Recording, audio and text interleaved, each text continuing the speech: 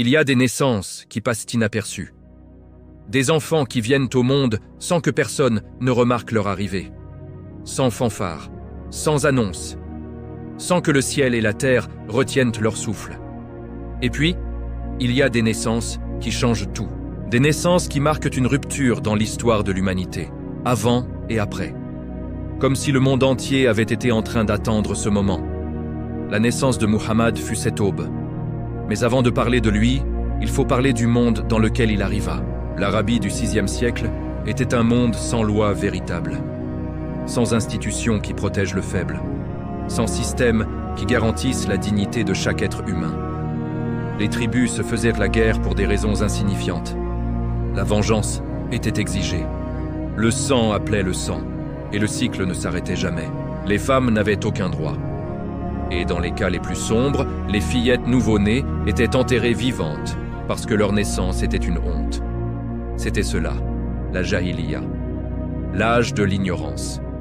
L'ignorance de ce que signifie être humain. L'ignorance de la dignité, l'ignorance de la miséricorde. La Mecque, l'année de l'éléphant. Abra, le gouverneur du Yémen, décida de détruire la Kaaba avec une armée considérable et des éléphants terrifiants. Abd al-Muttalib, chef de la Mecque, se tourna vers Dieu. Il dit à Abraha, « Cette maison a son propre Seigneur qui la protégera. » Ce que personne n'attendait se produisit. Des oiseaux apparurent dans le ciel, portant des pierres. L'armée qui semblait invincible fut mise en déroute. Cette année-là, un enfant allait naître. Son père s'appelait Abdullah, mais Abdullah mourut avant même sa naissance. L'enfant arriva dans ce monde sans père. Dieu voulait que Muhammad comprenne la souffrance, qu'il sache ce que ressent celui qui n'a personne pour le protéger. C'était une préparation. Sa mère, Amina, était une femme douce. À sa naissance, une lumière l'accompagna, si intense qu'elle illumina les châteaux de Syrie à des centaines de kilomètres. Selon la coutume, les nouveau-nés étaient les confiés à des nourrices du désert. Mais les nourrices cherchèrent des familles riches. Personne ne voulait de l'orphelin. Jusqu'à Halima. Elle décida de prendre cet enfant que tout le monde avait refusé. Ce choix allait transformer sa vie. La bénédiction s'installa dans sa maison. Pendant 4 ans, Halima éleva Muhammad dans le désert, sous le ciel étoilé, dans la pureté de l'air et de la langue des Arabes du désert. À 6 ans, Muhammad perdit sa mère. Elle mourut dans le désert à Al-Abwa. Imagine cet enfant, orphelin de père et de mère, seul avec un cœur brisé. Son grand-père, Abd al-Muttalib, le prit en charge. Il l'aimait d'un amour exceptionnel. Il disait « Laissez mon fils », et il pressentait son grand destin. Mais à 8 ans, son grand-père mourut aussi. 3 pertes en 8 ans. La douleur ne le brisa pas, elle le forgea. Il devint l'homme de la compassion. Son oncle Abu Talib le protégea ensuite. Muhammad grandit en étant appelé Al-Amin, le digne de confiance. Il ne mentait jamais.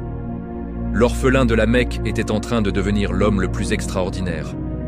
Dieu préparait son messager à travers chaque épreuve et chaque joie. Si ce chapitre a touché ton cœur, abonne-toi à Sagesse du Coran. Like, partage et commente ton pays. Télécharge notre guide gratuit en bio. Il y a des hommes dont la réputation se construit sur le pouvoir, sur la richesse, sur les relations, sur la peur qu'ils inspirent aux autres, sur les alliances qu'ils ont su tisser avec les bons et les puissants de leur époque. Et puis, il y a des hommes dont la réputation se construit sur quelque chose de radicalement différent. Sur ce qu'ils sont. Pas sur ce qu'ils possèdent. Pas sur ce qu'ils représentent institutionnellement. Pas sur la famille dont ils sont issus ou les appuis dont ils disposent. Mais sur ce qu'ils sont au plus profond d'eux-mêmes. Dans leurs paroles, dans leurs actes, dans la façon dont ils traitent celui qui ne peut rien leur apporter. Dans la façon dont ils se comportent quand personne ne regarde. Muhammad était cet homme-là. Et la Mecque entière le savait avant même que la révélation ne descende. Il grandissait dans la maison d'Abu Talib. Un foyer chaleureux malgré les ressources limitées. Un oncle qu'il aimait sincèrement. Des cousins avec qui partager les jours. Mais Muhammad n'était pas un enfant qui se contentait de recevoir sans donner. Dès son jeune âge, il chercha à contribuer. À ne pas être un poids pour la famille qui l'accueillait. Il garda les troupeaux. Ce détail peut sembler insignifiant. Mais les savants islamiques ont toujours souligné quelque chose de profond dans cette réalité. Presque tous les prophètes que Dieu envoya à l'humanité furent bergers à un moment de leur vie. Ibrahim, Moussa, Daoud et Muhammad, comme si Dieu voulait leur apprendre quelque chose de fondamental avant de leur confier des nations entières. Le berger apprend la patience. Il passe des heures dans le silence du désert, seul avec ses bêtes et le ciel au-dessus de lui. Il apprend à observer, à anticiper, à comprendre les besoins de ceux dont il a la charge avant même qu'il ne les exprime. Il apprend que diriger ne signifie pas dominer. Cela signifie servir. Et il apprend à faire confiance à Dieu quand la nuit tombe et que l'obscurité est totale et que la seule lumière disponible est celle des étoiles. Muhammad apprit tout cela dans les collines autour de la Mecque, avec les troupeaux, dans le silence. Mais la vie de Muhammad n'était pas que silence et solitude. La Mecque était une ville commerçante, une ville où les caravanes partaient vers la Syrie au nord et le Yémen au sud.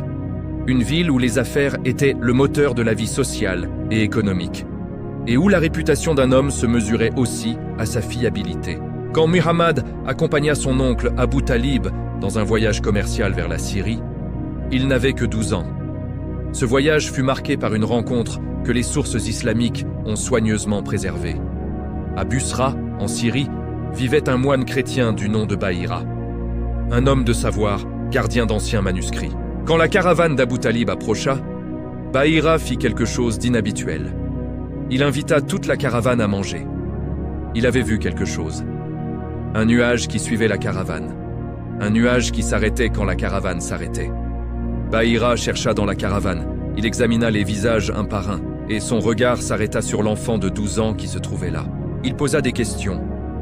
Il demanda à voir le dos de cet enfant, et il trouva ce que les anciens textes lui avaient appris à chercher. Il prit Abu Talib à part et lui dit quelque chose que l'oncle n'oublierait jamais. « Rentre avec ton neveu. Protège-le. » Abu Talib rentra avec son neveu, et il le protégea. Les années passèrent, Muhammad grandissait, et avec lui grandissait cette réputation qui allait devenir la fondation de tout ce qui suivrait. Il ne mentait jamais. Dans une société où le mensonge dans le commerce était si répandu, Muhammad ne mentait jamais. Jamais. Il ne trahissait jamais une confiance. Si quelqu'un lui confiait quelque chose, il le portait comme si c'était la chose la plus sacrée du monde. Il était juste. Quand des disputes surgissaient, les gens venaient en le trouver, parce qu'ils savaient que sa décision serait juste, qu'il ne favoriserait pas le riche contre le pauvre, qu'il dirait la vérité même si cette vérité déplaisait à des puissants. La Mecque entière le vit. La Mecque entière le sut. Et la Mecque entière lui donna un titre. Al-Amin, le digne de confiance. Ce titre mérite qu'on s'y arrête longuement, parce qu'il fut donné à Muhammad par ses ennemis autant que par ses amis. Ces mêmes gens lui confiaient leurs biens les plus précieux pour qu'il les garde pendant leurs absences. Ils savaient qui il était. Ils ne pouvaient pas le nier. L'évidence était trop claire, mais cela viendra plus tard. Pour l'instant, Muhammad était Al-Amin, et sa réputation allait attirer l'attention d'une femme extraordinaire. Elle s'appelait Khadija bint Khuwaylid, une femme d'une dimension rare dans l'histoire humaine. Elle était veuve, 2 fois. Dans une société qui ne reconnaissait pas les droits des femmes, elle avait choisi une autre voie. Elle avait pris en main ses propres affaires commerciales. Elle était devenue l'une des commerçantes les plus prospères de la région. Et un jour, la réputation de Muhammad parvint à ses oreilles. Al-Amin, l'homme dont la parole était un contrat en elle-même. Khadija lui proposa de conduire sa caravane vers la Syrie. Muhammad accepta.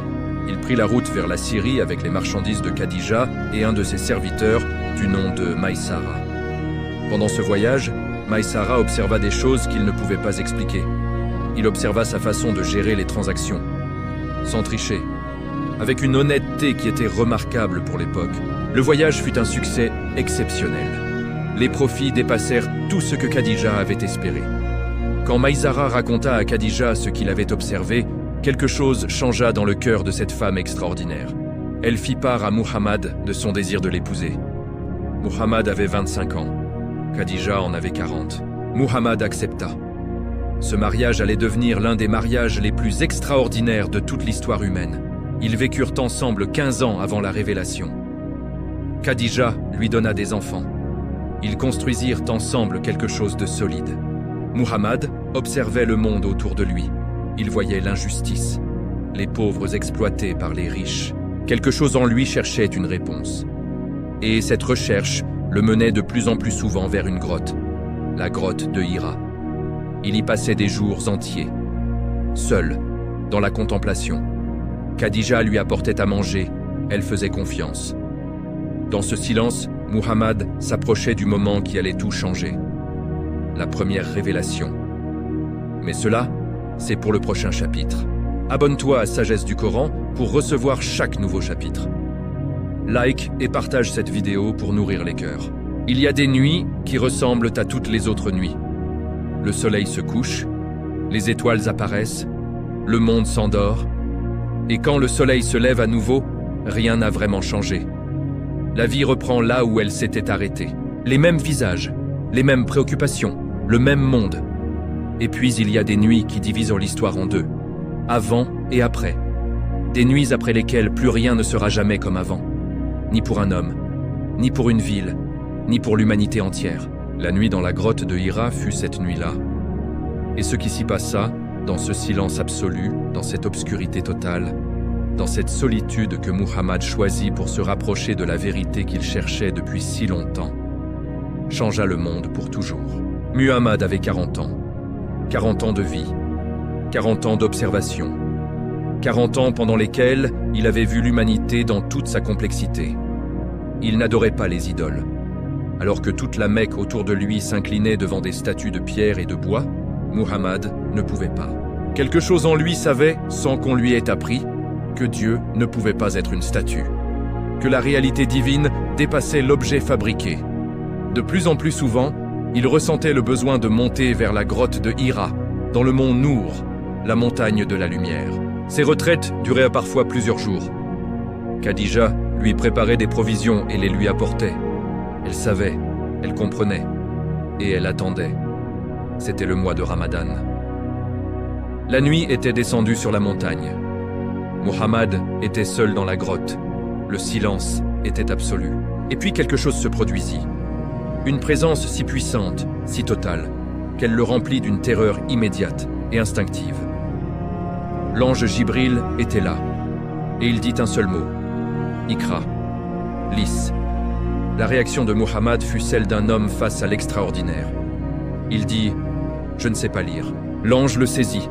Il le serra avec une force qui lui comprima la poitrine. Puis il le relâcha, et il répéta « Iqra. Lis. Lis au nom de ton Seigneur qui a créé.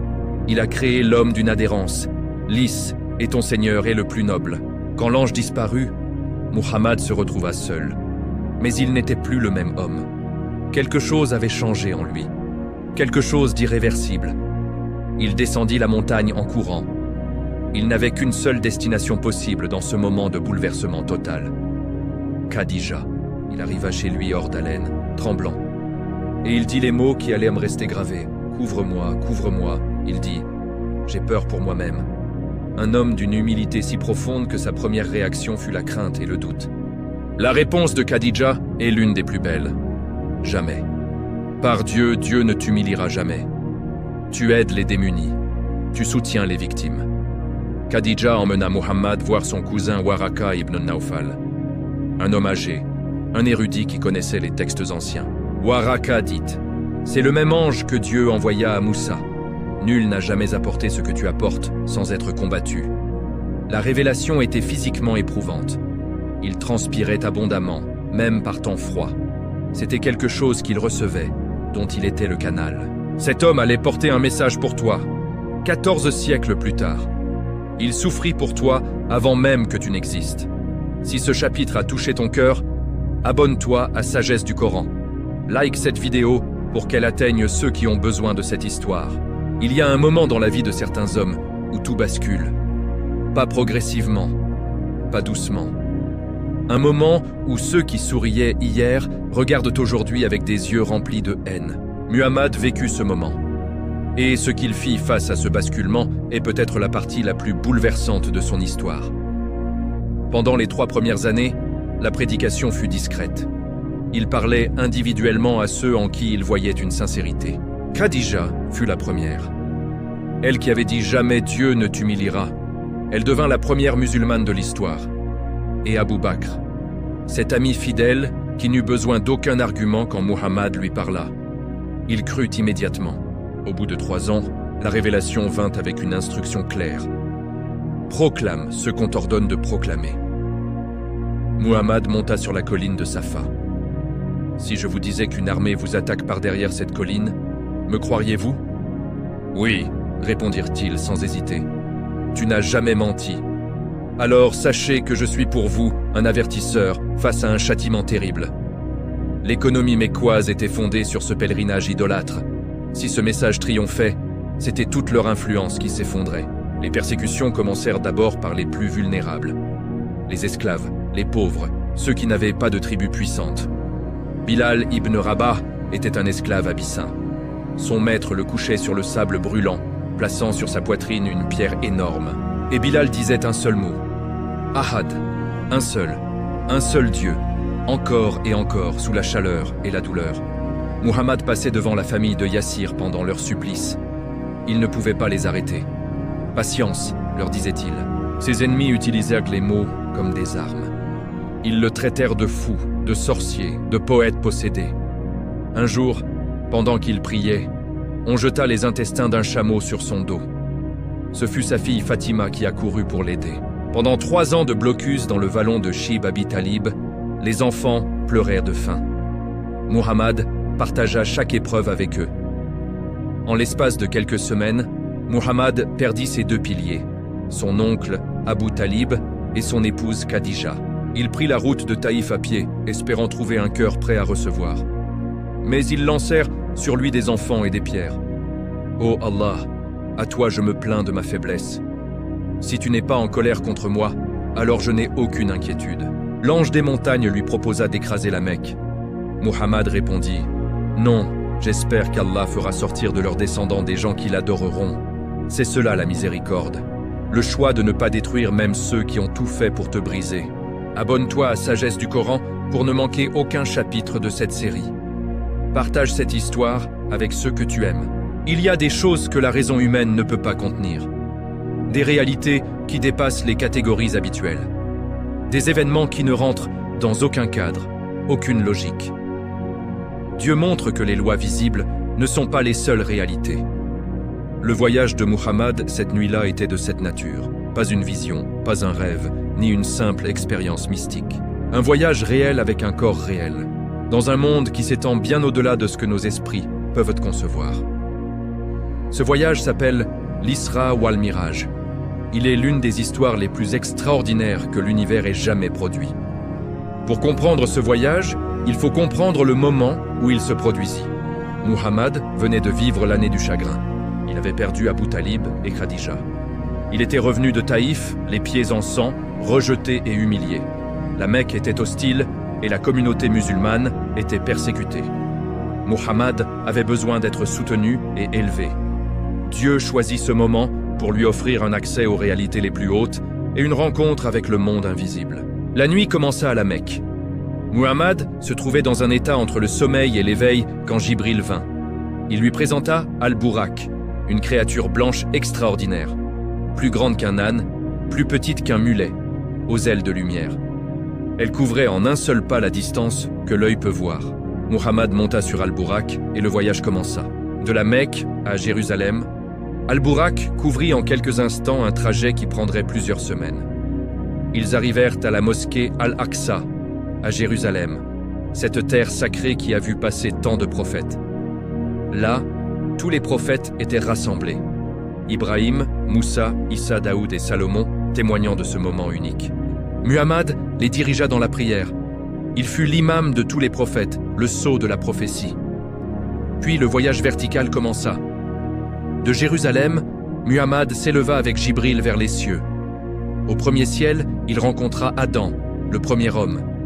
Adam l'accueillit avec sourire en voyant les âmes lumineuses à sa droite. Il traversa les cieux rencontrant Yahya, Issa et Youssouf, à qui Dieu avait accordé la moitié de toute la beauté créée. Au 6e ciel, il vit Moussa. Moussa se mit à pleurer en voyant la grandeur de la communauté de Muhammad.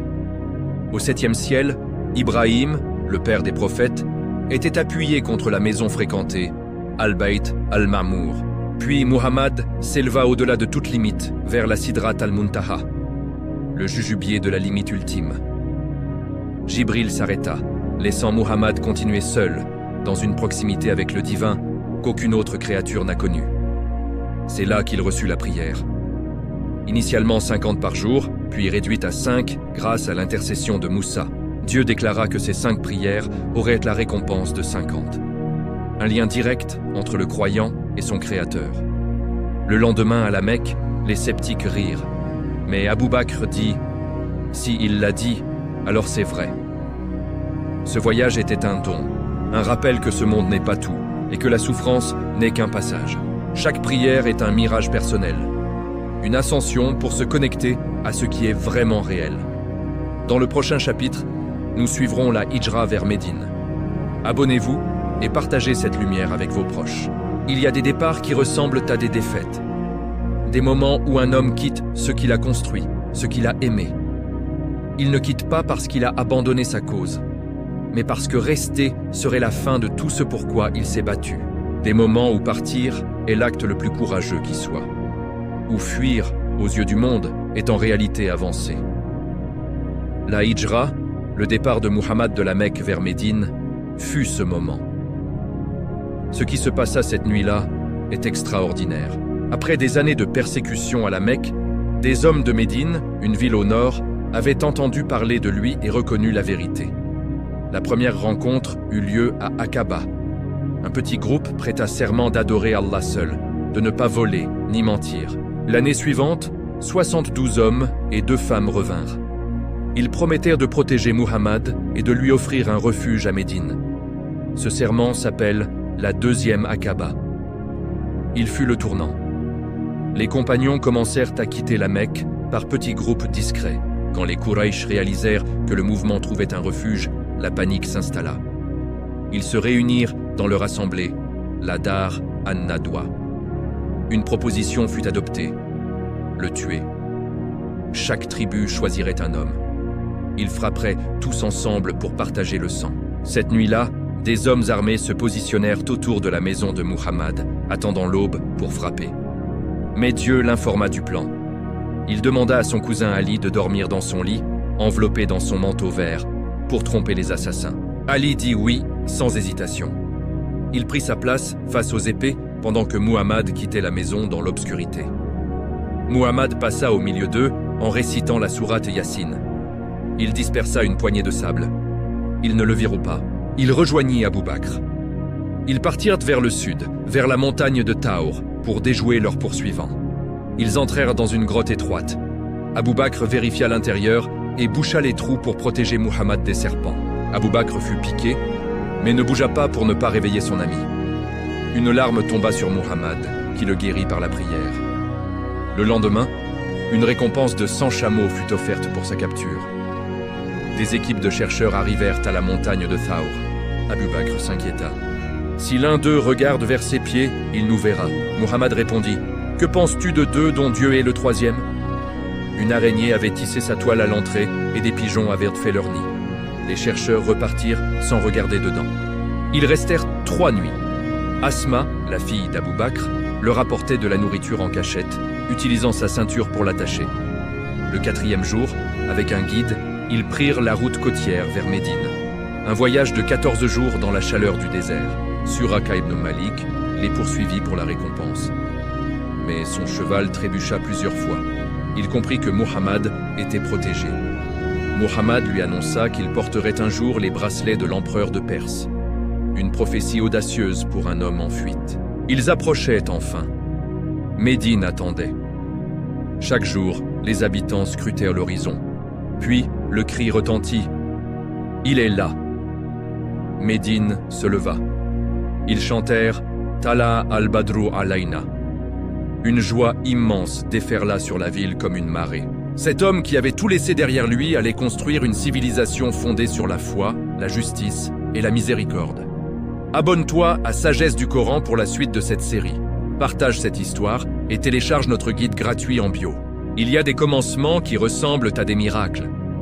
Pas parce qu'ils sont accompagnés de signes extraordinaires, visibles de tous, mais parce que ce qui en sort dépasse infiniment ce que les conditions initiales auraient dû permettre.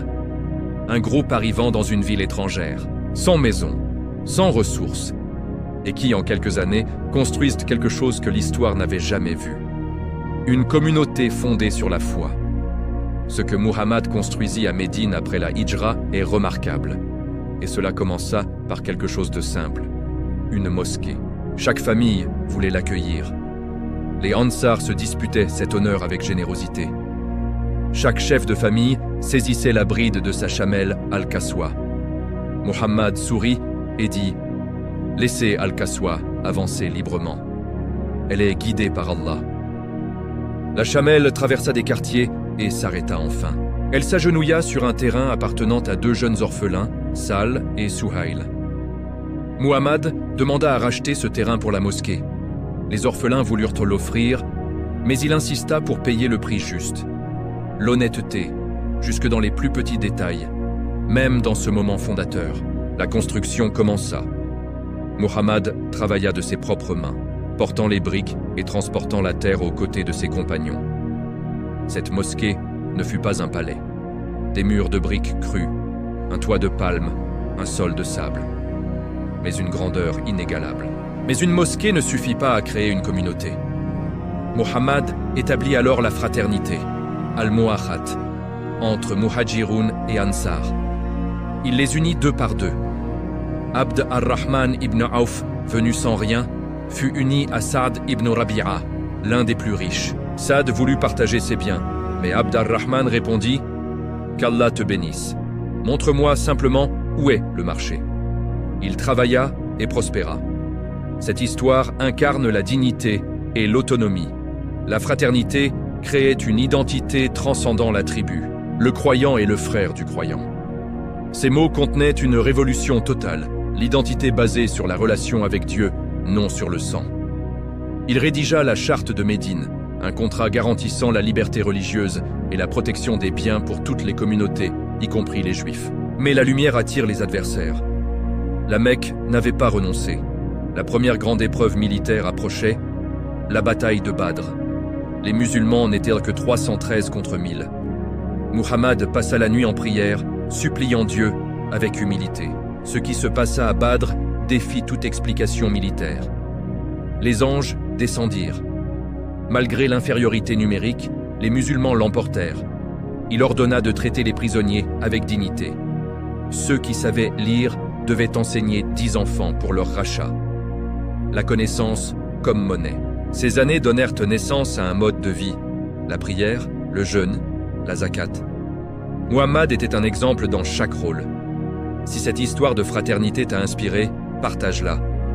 Abonne-toi à Sagesse du Coran et télécharge notre guide gratuit en bio. Il y a des leçons que la victoire ne peut pas donner. Des vérités que le succès cache plutôt qu'il ne révèle. Des réalités sur soi-même, sur ses limites, sur sa dépendance absolue envers Dieu, que seule la douleur d'un échec peut mettre à nu. La bataille d'Uhud fut cette leçon pour la communauté musulmane. Une leçon écrite non pas avec de l'encre mais avec du sang. Muhammad en sortit blessé, des dents brisées, un visage ensanglanté, un corps meurtri. Badr avait été une victoire extraordinaire, une victoire qui avait rempli les cœurs d'une confiance immense dans le soutien divin. Mais cette confiance portait en elle un danger, le danger de croire que la victoire était acquise, que le soutien divin était automatique. L'an 3 de l'Hégire. Abu Sufyan avait passé l'année à préparer sa revanche. Il avait mobilisé 3000 hommes. Parmi eux, Hind bint Utba, rôle 04. Une femme consumée par une haine si intense qu'elle traversera les siècles. Muhammad consulta ses compagnons. Il avait le sentiment qu'il valait mieux rester à Médine et combattre depuis l'intérieur. Mais les jeunes compagnons insistèrent pour aller à la rencontre de l'armée. Il choisit de suivre l'opinion majoritaire. Il ne convient pas à un prophète, une fois qu'il a revêtu son armure, de la retirer avant que Dieu ait jugé. Muhammad plaça 50 archers sur une colline stratégique. Ne quittez pas vos positions, que vous nous voyiez victorieux ou défaits. La bataille commença. Hamza ibn Abd al-Muttalib, rôle 02, se battit avec une férocité qui semait la terreur. Les Quraysh commencèrent à reculer. C'est précisément à ce moment que les archers virent le champ de bataille parsemé de butin. La tentation fut plus forte. La plupart descendirent de la colline malgré les cris de leur commandant. Khalid ibn Walid, rôle 03, vit l'opportunité. Il contourna l'armée musulmane par derrière. Ce qui était une victoire devint un désastre. Muhammad était blessé. Il saignait abondamment. Autour de lui, Nusayba bint Kab, rôle 05, combattit avec une bravoure exceptionnelle pour protéger le messager d'Allah. Talha protégea le visage du prophète avec sa main. Abu Dujana offrit son dos aux flèches. La nouvelle que Muhammad était vivant se répandit. Chaque compagnon retrouva des forces. Parmi les morts, il y avait Hamza, rôle 02. Muhammad dit « Je n'ai jamais subi d'épreuve plus douloureuse. » Face à la tentation de la vengeance, il dit « Nous serons patients. » Le lendemain, Muhammad ordonna de repartir vers l'ennemi. Les compagnons blessés se levèrent et avancèrent. La victoire et la défaite alternent. Le croyant est défini par comment il répond à l'épreuve. Tomber ne définit pas un croyant. Se relever, oui. Abonne-toi à Sagesse du Coran pour la suite de cette série. Commente ton pays et télécharge notre guide gratuit.